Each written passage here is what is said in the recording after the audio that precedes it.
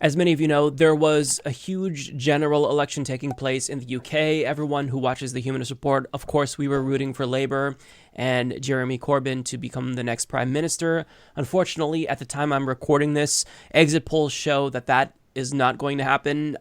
They show that basically there's a Tory landslide. So I want to talk through some of the implications. And with me, I have someone from the UK. His name is Conor. You know him from the Kavernacle on YouTube. And he is here to basically vent with me about a really, Yeah, really disappointing election. Thank you so much for coming on, Conor. yeah, it's no problem, and it's the best way to really deal with these things is get it all out. I was going to record my own video, but I think that this will do for now. Just getting it out with you and your audience should be good. Yeah, there's going to be lots of days of like reflection and analysis, but this is kind of just us reacting Yeah, immediately after finding out the results. I know Conor, you probably found out before me. I found out about an hour ago, and I basically like wanted to just roll into a ball and die. But we'll all kind of like deal with this together. yeah, So there's a lot going on. I saw a tweet, and I think you summed this up pretty well. This is basically the Trump moment. Maybe there's a light at the end of the tunnel in the sense that you yeah. guys can get some political movement. What are you feeling right now? Well, the thing is, I always say like I'm Irish, English, so I feel like I'm not always connected to this country as much as other people are, and I feel like sort of with my family being like immigrants to this country, it's sort of you can understand things a bit better. So there's an Englishness in this country, and I thought Brexit was the indicator of this sort of mindset, and then this just confirmed it to me. It's this whole attitude English people have, and I'm a half English myself. It's this British Empire. We're the best. We're the greatest. We don't need anyone. Let's vote for Brexit. And this nationalist rhetoric, which I thought wasn't very comparable to the US, is very, very prevalent here. And what I was describing to someone, while Labour does get a lot of votes, when you're doing a general election like this and you're having seats, it's not really proportional representation. So London is heavily Labour. It's the most populated city in the UK, about 8 million people. But when you look at the Brexit map, most regions, especially in England, all voted to leave. So when you divide that up by seats, it's not surprising. And the Brexit Party aims the Labour vote. So it's really Brexit has warped everything, and people don't know what they want. So I'm very disappointed, and I have mixed feelings because I try and have some empathy about where you grow up and what media you have to consume and how that warps your mindset. But at the same time, it's very frustrating seeing such an inadequate candidate like Boris Johnson said some just awful things about Muslim women and gay people and black people, historically racist, pretty much a charlatan. I think the biggest opportunist we've had in this country since Disraeli in the 1880s, just no morals, no policies, and it's just depressing that is rewarded. It's just typical a bit of white male privilege going on there that you can mess up as many times as you want, like Donald Trump and Boris Johnson, and you can still get all the power. So very disappointed with my country and not feeling very like a lot of the country at the moment. And it feels very similar to after the Brexit referendum as well. But it feels a bit worse, to be honest, because we've had time to reflect and we're doubling down. So it makes me feel so much worse about the whole thing. Yeah.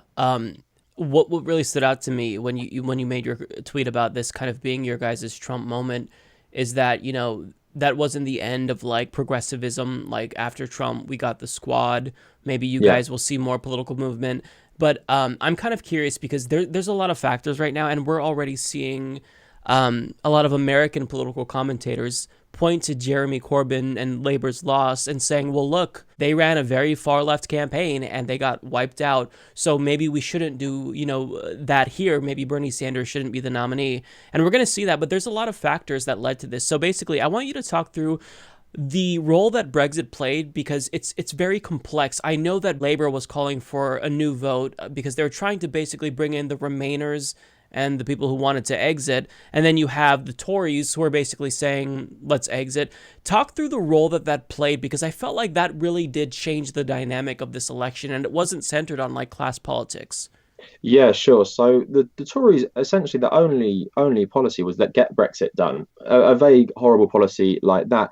But basically, the problem lies with Jeremy Corbyn is old school socialist. Socialists do not like the EU traditionally.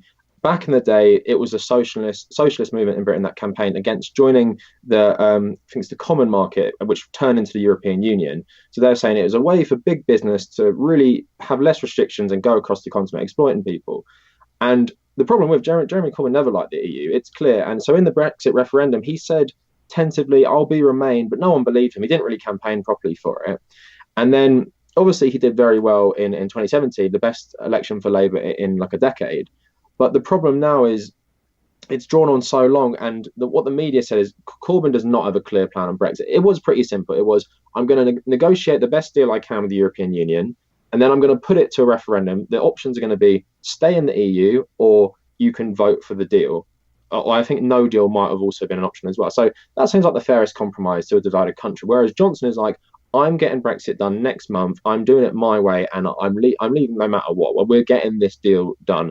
And it's a clear message. And what didn't help was the media like, Corbyn's so confused and his message so confusing. It was clear, but the media do not help themselves. And Johnson just hammered home Brexit. And it was the Brexit election, which is depressing because my job is being a pharmaceutical journalist. And I wrote today, and I believe this, I thought the whole issue had been switched to the NHS. I thought Corbyn had hijacked the Brexit away from the Tories. He's like, this is the election on the NHS, not Brexit anymore. And I really felt that, especially with the last couple of weeks of campaigning. Brexit really took a back seat. And it seems kind of pathetic that Johnson was keeping saying, it's like a delusional man. He's saying, let's get Brexit done. Let's get Brexit done. I won't address any of the other issues that Labour are bringing up. So it just proves how big an issue Brexit still is. And it shows how ignorant people still are on the topic, because what I was doing in last year, I was also a journalist on immigration. And basically all my articles are covering how Brexit would hurt the country, especially in no-deal Brexit. And it's just depressing how this hasn't really seeped into the mainstream at all, that someone like Boris Johnson can just have this vague message of get Brexit done. And that works for most of the country. It's just, and like I'm saying, the Corbyn, they say it was a confused message, so people didn't buy it. It's like Trump, make America great again. Nice and clear. It's not very substantive. You can repeat it loads. Same with Boris Johnson, get Brexit done. It's very, very similar. Just a nice little slogan you can say. Don't get into the nuance. Who cares about how you're going to do it? Just appeal to people's like tribalism and base instincts, which is depressing that it still works in this day and age. But there you go. It worked in America and it worked in the UK as well. Yeah, and part of our disadvantage on the left is that we have a message that is kind of complex. Like you can't really like put it on a bumper sticker. Like we're opting for like structural reform and changing people's lives, changing the way that society functions in a way. And how do you describe that adequately? It's tough, exactly. It's really, really tough. So yeah, and just as an outsider, the sense that I got was once that scandal came up with the NHS, and for those of you who don't know, there was a scandal that basically revealed that Boris Johnson was going to use the NHS as a bargaining chip, meaning that they would opt for privatization. Now, nobody's, expecting this to be a full privatization by next year. Like, it's not going to happen like that. But they want to chip away at NHS, and I thought that this was basically a deal breaker for a lot of people. And I put out a video where I showed, Brits reacting to costs of healthcare in the United States. And I kind of did my warning, like, look, you have something that's phenomenal. The NHS is something that is a model for the rest of the world. Protect it and fight like hell. And I thought that would resonate. And I kind of want to hear your take on that. What was the general, just in your own anecdotal, social circles, how much of that did that factor in? Did people really care about the NHS? Like, was it just Brexit just overpowered everything? Well, the thing with the NHS, like you're getting at, it's one of Britain's most popular institutions ever, like really high approval rate. And we even had a big display about it at the Olympics opening ceremony in 2012. Directed by Danny Boyle, who's probably a bit more sympathetic to it. But at the same time, when these allegations came out, the media did an awful job. And I really hate the BBC for their role in this election. But they would, instead of really focus on what Corbyn was saying, it's like, well, technically Boris Johnson isn't selling off the NHS to America. Like we're going to be like, here you go, US government, here's our NHS. Now, what was happening was US corporations are coming in and saying to the May government back in 2017, we want a hard Brexit so we can, up our drug prices, because what the Americans keep saying, everyone else is benefiting from American innovation. So instead of Americans, you've probably seen this with Trump recently, instead of America reducing its drug costs like the rest of the world, let's make everyone put them up to benefit US corporations more. And that was the secret negotiations going on behind the scenes. And also they were asking, please liberalize the NHS to give us more access, US corporations. So it's not like we're selling off the NHS. I think they got too really in the language of it. It's, yeah, we're not selling it, but we're carving it up and giving it to random different people. And like you were saying, we want to privatize it. No, the Tories have been privatizing it for the last 9.5 years, but they've been doing it piece by piece by piece. And I think the strategy is you're not going to recognize it until it's too late, but then you probably will be used to how it is now. It's not like we'll just one day wake up and it's privatized. It's like, no, different things will be privatized. For example, I guess Americans might have this view, you get everything from the NHS. I recently broke my nose and like cut my head open. And I got this big bill telling me what it would have been, but the NHS paid for it, obviously. But then they said, like, after, if your nose is still bad afterwards, we can offer you further surgery, but you're going to have to pay for it. And I think stuff like that will start to come in where it's like, if you break a bone, you're going to have to pay for it. But if you have cancer, we'll pay for it. And I think it will start to, things like that will come in. And also what will happen, I think, as it's privatized and put really to the brink, the Tories will say, look, it can't run like this anymore. It's an ineffective system. Let's privatize it because, you know, what Americans say, and corporations, it's just a better model, the free market and everything, rather than you can't trust the government to run anything properly. So let's really hand it over to Richard Branson and Virgin Care and everything like that. So that's why I feel like it's going to go. It's definitely like by 1,000 cuts. I think someone described it on Twitter. So maybe in 15 years, it will be like the American healthcare system. But for the next 5 years, we'll probably won't notice it as much. And let's keep it real. Most people don't use the hospital. So you don't realize until it's too late, until you get a lot older. And then when you get older, you'll realize you don't have adequate care anymore because of years and years of Tory cuts. So that's really the problem with the NHS at the moment. But in the social circle, everyone young is passionate about this in London. But London is such a small bubble. So it's very diverse, very left wing. And it is dominated by the Labour movement. But that's the problem I think we have, because we don't live in poor parts in the north. We don't live in poor parts in the south that are very English as well, which we don't understand the culture as much. So I don't know if they just don't believe Jeremy Corbyn when he says these things. And Boris Johnson, they just like him. He has this sort of cult of personality, just like Donald Trump. And it's same thing with Trump. You know, everything he says, they can get behind it, even though it's really got no basis in reality. Whereas Hillary Clinton, for all her flaws, some of the stuff she said was substantive. Bernie Sanders is the same, but they'll still choose not to believe him. So the problem is cult of personality and just it's just so tribal now. And I call in one of my latest videos, I said it's Trumpism coming to the UK, because that's what it felt like. It felt like the US election for the first time. I voted in 4 elections now. This is the first time 3 elections. It's the first time it felt like a US election, and it's really scary. And it's sad to see Boris Johnson's also colluding with Steve Bannon. So it's not surprised seeing that this has all happened. Yeah, that's just my general take on it. But yeah, it's a really awful state of affairs, and hopefully the British people wake up one day, but you never know. Yeah. But Bush destroyed the country, and then they voted Trump in 8 years later. Do you know what I mean? Right. Like, there's no guarantees. It's like, will people ever learn? And what's crazy to me is that Boris Johnson and Donald Trump look so much alike as well. So it's like, come on, people, you see how Donald Trump, how well he's doing. It makes no sense to me. So another thing that really stood out to me is this, and as an American, I kind of feel like our media is the worst in the world, but really this highlighted how horrible the media is in the UK. There's a massive smear campaign against Jeremy Corbyn that he's anti-Semitic. And I think that, first of all, this really highlights the need for more indie media in the UK. Yeah. So we've got Kavernacle.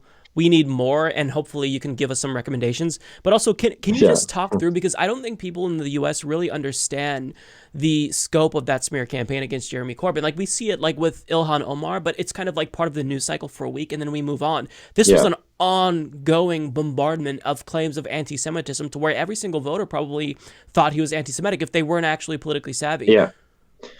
So I remember writing about this in my second year of university.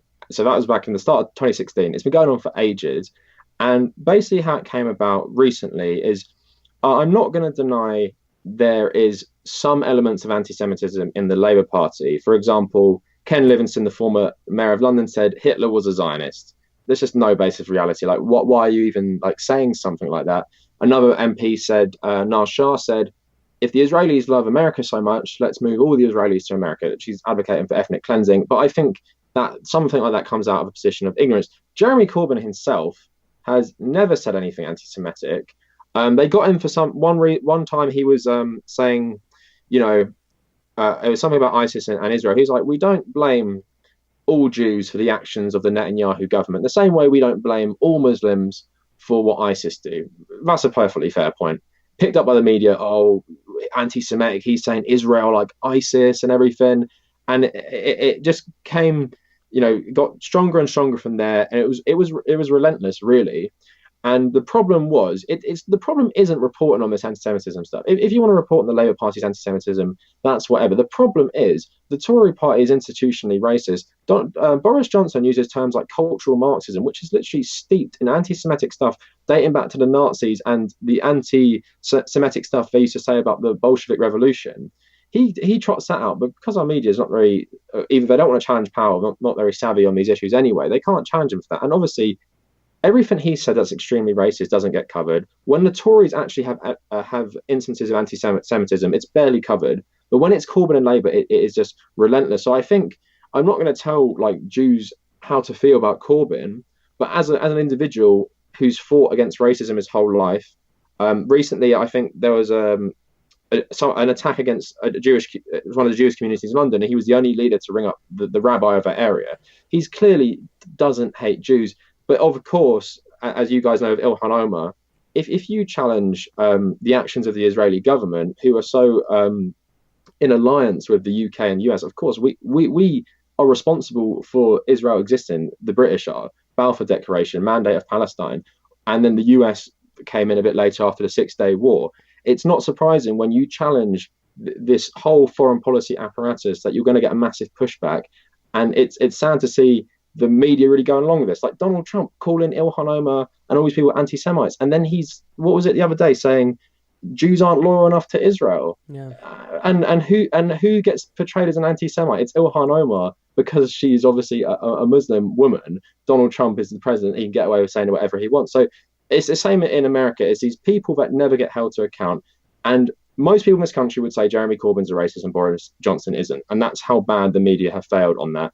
And the party that is institutionally racist has been since it's, pretty much its inception, it gets let off, while the Labour Party is seen as institutionally racist. It's just very, very frustrating, and it shows how awful the media is, and why it's so bad and unfair is because you don't have people from the left wing in the media, and that's why this happens, and it's why you can't get a pushback, because you have people like yourself and me and loads of other people, but compared to our reach, it's relatively small. We can't push back against this narrative, and it just dominates. And when you have something like the BBC, which is meant to be impartial when it's not, people watch that, they think, how can the news lie to me? It's BBC News, it's impartial. They're giving me the straight facts. Of course, Corbyn is an anti-Semite. So that's really the problem with it. And yeah, I'm trying to give some nuance, saying there is elements of anti-Semitism in the Labour Party, but it's become hysterical about, if you really boil down the facts, it's clear it's not even as anti-Semitic as the Tory party, and it's just really disappointing in the BBC especially, which has disgraced itself this election. So to your fans and watchers, just the best colloquial way to say it, just think of Ilhan Omar. There you go. That's pretty much it. Yeah, that's a great way. Yeah, and another thing is, Bernie Sanders and Jeremy Corbyn aren't too different on their criticisms of Israel. I believe if Bernie Sanders wasn't a Jew, he would get the exact same treatment as Jeremy Corbyn. That's to keep it real. Mm-hmm. Yeah, I 100% agree with that. But we do kind of see some soft anti-Semitism against Bernie Sanders in the way that he criticizes Israel, like he's a self-hating Jew. This implication that well, he hates his own people. Like it's disgusting. Like they're going to find a way to smear, because if you challenge and you're a threat to power, they're going to find something. So here's my question, and this is super, super early, so all we can do is speculate. But based on basically what you think the feeling is there still going to be a Jeremy Corbyn leader of Labour? Do you think they're going to try to force him out? What do you think is going to happen with that? Yeah, this is probably the worst part of this, is that in him losing tonight, a lot of people are going to see it as this type of politics is not sustainable in an election. Tony Blair obviously trounced the Tories in 1997, completely destroyed them. It was one of the biggest election victories ever. And Tony Blair was, bringing Labour to the centre ground for this like new, end of history, globalised world. And then, what happens in the end is that people get sick of this, and then they either turn to the two alternatives, far right or just, real leftism. So I think yeah, I think the party will be done with him now. I think they'll get rid of him and just put in someone, pretty run of the mill. Like, let's not forget, Jeremy Corbyn's been challenged multiple times while he's been leader, and he's won because the party, the membership like him so much. But the problem is, they see Tony Blair like, there was a guy who appealed to all these people. Murdoch liked him. Murdoch helped him win that election, and that's the way forward. It's these radical policies, 4-day work week, Green New Deal, all these things. It's too much. Where are you getting this money from? It's not realistic. Oh, what, he doesn't like the monarchy enough? He's just not polite enough to the establishment. So I'm hoping, even if he goes, which I think he will now, I'm hoping the movement can stay. And I think if the economy gets even worse, which it probably will with Brexit, I'm hoping this is where a lot of people will find, I guess, like a new home when they realise how duped they've been by the Tories. Again, I'm not hopeful, but I'm hoping this is our Trump moment. But the thing is, you guys had Bernie to get behind again, and he was, I wouldn't say he was like completely cheating in the sense that it was like proper. I don't want to say like he would have won anyway, but he was obviously cheated out of Mm-hmm. a competitive race. I don't know if he would have won if it was fair, Right, because right. you know what the super delegates and everything. It's not a very good system. But you had this guy who did so well coming from nothing, and then you could look to him later and be like, he would have beaten Donald Trump if he was the nominee, and we can get behind him for next time. Whereas Corbyn's eyes, he's been trounced by Boris, and it's like, this politics has failed. You've had your chance now. You've had 2 elections. You didn't get a majority either time. You didn't get into number 10. So forget it. Back to centrism. Back to Blair. Forget the Labour roots. And I think that is what's going to happen. And it's very sad, because we have the Lib Dems in this country. I don't need centrist Labour politicians. We have it covered by centrist Tories and centrist Lib Dems. Let's have a real movement for progressive change. And I was just thinking, when I was on the train today, like just long days, like 13-hour days, and I'm thinking, the Tories want me to do this until I'm 75. I'm pretty sure Tony Blair wouldn't object to that too much, maybe reduce it a tiny bit. I want someone who actually cares about me as a person. And that is why it's so awful that he's going to be kicked out, and probably his type of politics is going to be removed from the party. And we're going to go back to pro-business centrism in the Labour Party. So who's going to represent us anymore? And that's why it's so sad. So I'm happy for you Americans, where it seems like your movement is actually taking over the party from the inside, whereas the Labour Party, that we're going back to its roots, and then it's been rejected seemingly by the electorate. So it seems like it's dead. Like, I feel like it's not going to come back for a long time, which is very depressing for people like me. Yeah, yeah, and I feel it. And that's one thing that is odd to me, is that with the liberal Democrats, like, there is a centrist option. So this instinct to, shift back to the center for Labor, it doesn't make sense. Like, you'd expect, theoretically, them to just flee the party and go to Lib Dems. Like, for those of you watching who don't really know, liberal Democrats are basically like, if centrists in the United States fleed the Democratic Party and like created their own party, we're talking about like the John Kerrys, the Bill and Hillary Clintons of the world.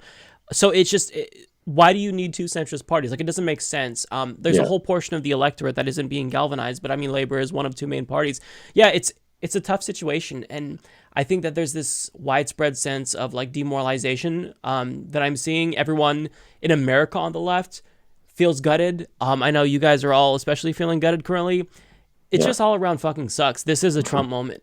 I don't know what else to Yeah. say. Yeah, it's just that moment when you see the notification pop up on your phone, and you're like, your stomach drops, and you're like, shit, like, I know how bad. Like, it's like, it's not like some of the other elections in the past where I'm like, well, I don't care too much, because I don't feel like much is going to change. Like, Corbyn, did very well the last time, and I was like, well, that's good. He can stop this horrible Brexit deal, and that's good for him. But now it's like, these guys have now got, it's 86, their majority might be. They had no majority, like, just before the election. They'd handled it so poorly. They had so many defectors from the Labour Party, from the Conservative Party. They lost the majority. They lost the backing of the DUP, who are the Northern Irish Unionists. And it was just looking good. Parliament was absolutely gridlocked for Brexit. And now they can just do whatever they want. They got that. And that's what's so scary, because, well, if people don't realize as well, the EU law covers a lot of blind spots in British law. So here's one example I just like to use to make it clear. There's no explicit protection for transgender people in British law, but there is protections in European law. So you get rid of that, and then there isn't actually any legal protection for transgender people in terms of fighting against discrimination. That's just one example. There's plenty of other economic ones, and then it leaves a right wing or the hard right of the Tory party. It leaves them to rewrite a load of these laws to benefit themselves. And I think that's the scariest part, which people don't really think about this Brexit stuff. We don't even need to talk about like trade deals and how awful that can be. It's literally they can rewrite some of the laws of this country, including our human rights as well, which I don't trust them to do because we subscribe to the European Union's human rights definition. So that's why it's so scary. And the strength of conservatives, and it historically has been the strength of conservatives, they will back each other no matter what, no matter how much they don't like each other. You see it in America at the moment. They've all fell in line. They hated Trump. Lindsey Graham saying the most awful things about Trump, and now he's like his attack dog now, and that's the strength. But the strength also is that they will stab them in the back and get rid of them quick and dissociate themselves. Like the Tories with Margaret Thatcher, they ruled for 7 years after they got rid of her because they knew it was time to get rid of her. And this always happens. They'll got rid of May, got rid of Cameron, and they'll get rid of Boris when it suits them, and they'll have someone else. And that's why they keep winning, because they're just so united. Also, they obviously have a lot of economic and media backing. But with leftists, like I don't think it's a bad thing because it shows we actually care about our ideology. We fight each other a lot. So you got Corbyn versus the centrist, and then that just recipe for disaster when you have people in his party coming out and saying don't vote for him, and that's the real problem, where you barely get anyone in the Tory party doing that. Maybe some old people like John Major, the old Prime Minister, but no one's coming out and saying, like Theresa May and David Cameron, people who hate him, they're not coming out and saying don't vote for Boris even though he stabbed me in the back. They're saying go out and vote for Conservative, help us win again. And that's the problem really with how bankrupt they are ideologically, is that they can just get together and really be strong in elections, even though they got nothing to offer. The same with Republicans in America.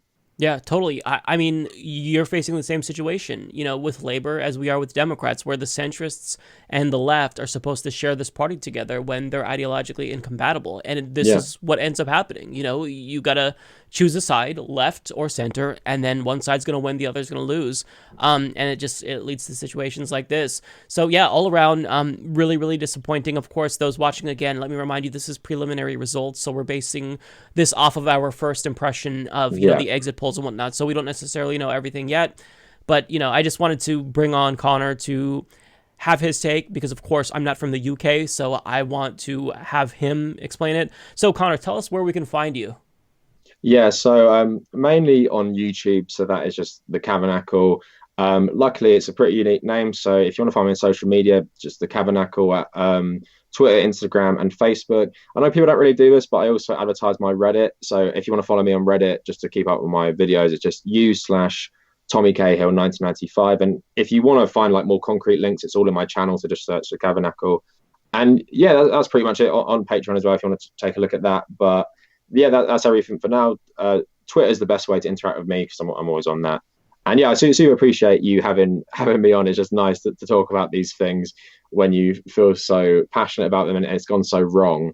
Yeah. But the next couple of days are going to be hard. I'm lucky. I'm going on holiday to Ireland tomorrow, and I'm sure I'm going to get a lot of questions from Irish people like, "What have you done?"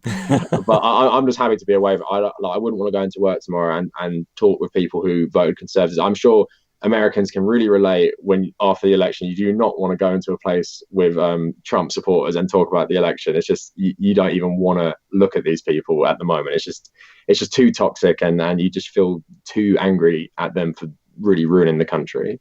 I can barely talk to my brother who voted Trump. Yeah, it's oh man, I can imagine. Yeah, so I can fully empathize there. Yeah, I'm with you. So yeah, man, thank you so much. We'll be in touch. This is a shitty time, but we're going through it together, and that's kind of the best like chin up statement I got right now. It just sucks. Well, thank you so much. It's all you can do. But yeah, I really appreciate it, and thanks a lot for having me on. Always happy to talk about British politics if you need a talking head for it in the future. Absolutely. Yeah.